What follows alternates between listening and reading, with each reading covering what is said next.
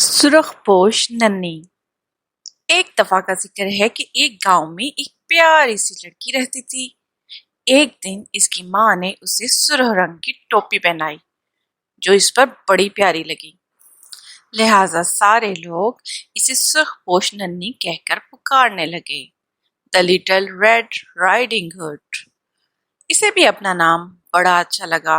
वो सारा दिन बाग में तितलियों से खेलती, नन्हे मुन्ने जानवरों को तरह तरह की चीजें खिलाती और अपने दोस्तों के साथ खेलती। एक दिन इसकी माँ ने इसे एक टोकरी दी और कहा, इसमें एक केक का टुकड़ा है, इसे एहतियात से अपनी दादी अम्मा को पहुंचा दो और इनकी तबीयत भी पूछाओ।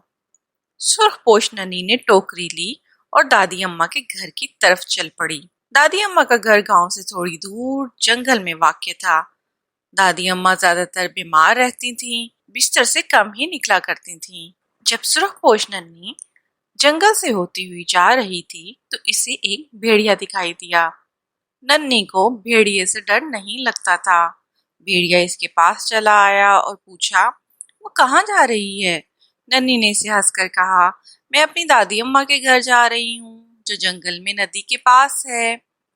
भेड़िया ने कहा, तो तुम तो छोटी सी हो, इतनी दूर जाते हुए थक जाओगी।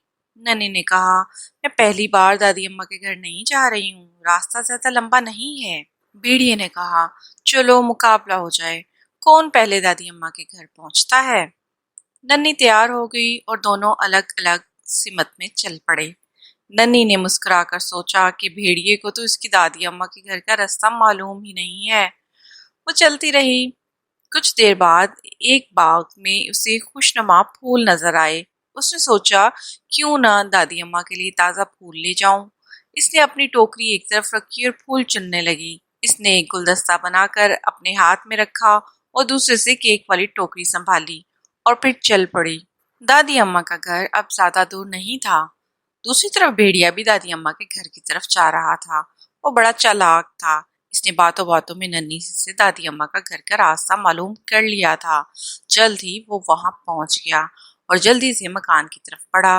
भेड़िए ने बड़ी चालाकी से दादी को बेहोश कर दिया और उनको पलंग के नीचे छुपा दिया और खुद उनका भेस बदलकर उनके पलंग पर लेट गया।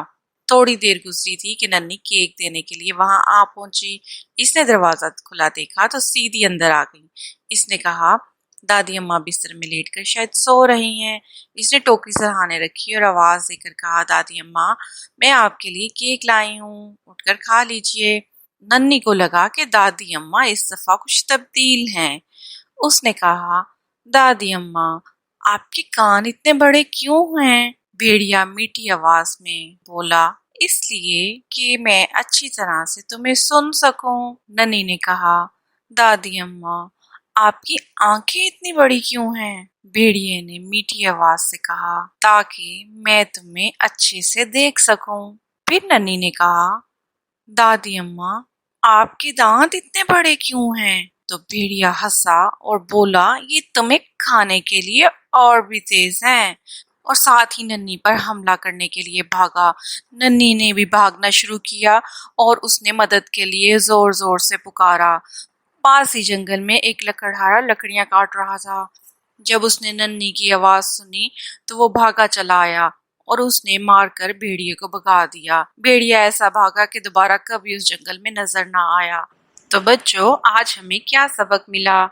कभी भी किसी अजनबी को अपनी मालूमात नहीं देनी चाहिए ताकि वो आपको नुकसान ना पहुंचा सके।